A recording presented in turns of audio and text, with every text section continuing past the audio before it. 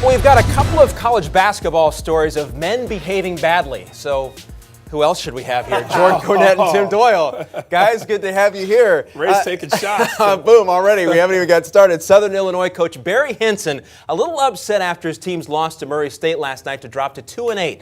Listen to this. Our three starting guards had 1 assist and 7 turnovers. They must think it's a tax credit.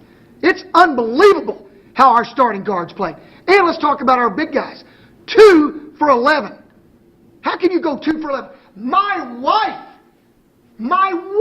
can score more than 2 buckets on 11 shots because I know my wife will at least shot fake 1 time. I'm telling my wife this for your size doesn't matter. And I really think that when it comes to rebound, I just think it's hard. I got a bunch of mama's boys right now, and we just won't buck up and bow our necks, and we got to get through that. There was a sniper in the gym. Didn't you see that? I mean, we had guys falling down. I mean, we had a guy snipered at half court. 2 guys snipered at half court. It was unbelievable. I thought Navy SEAL Team 6 was out there. I mean, our guys were coming across it. I mean, just nobody around them, and just fell down on the ground. He should have charged admission to that post-game press conference last night. I mean, some funny stuff, Jordan, but did he go too far? I guess my first question, can your wife use a shot fake? Does she know how to use a shot fake? Not on a basketball court, no.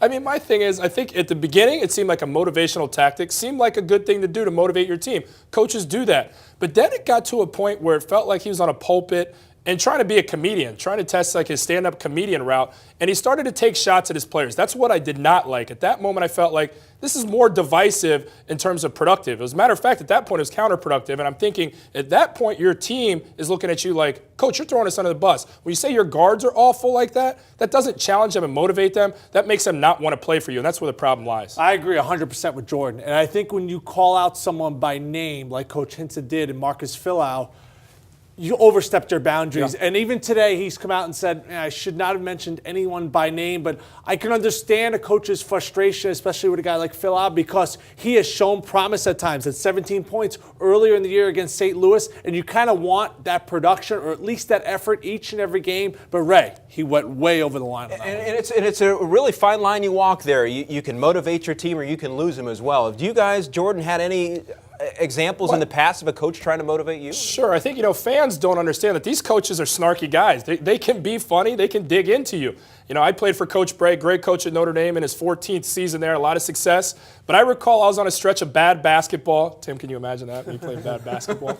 And Coach called me into his office before practice on a Sunday afternoon, and I was known around town as a guy who gave great sound bites after games, win or lose. So Coach calls me into his office and goes, Jordan, if you could play the game as well as you eloquently give them quotes in the postgame, you'd be an All-American and we'd be undefeated. So they take jabs at you and challenge you as a man and challenge you as an athlete, and usually teams and players respond to it well.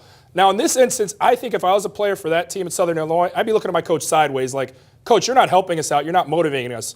In my circumstance with Coach Brad, I thought it was a funny one. Well, the fact that he did it behind closed doors, I respect that. Now, I played for Mike Jarvis, who had some very unflattering words for me while I was thinking about transferring out of St. John's. And then Bill Carmody at Northwestern. So 2 different guys, each motivated differently, but I respected the fact they never called you out publicly in front of the media, in front of other newspapers. That's where Coach Hinson was in the wrong.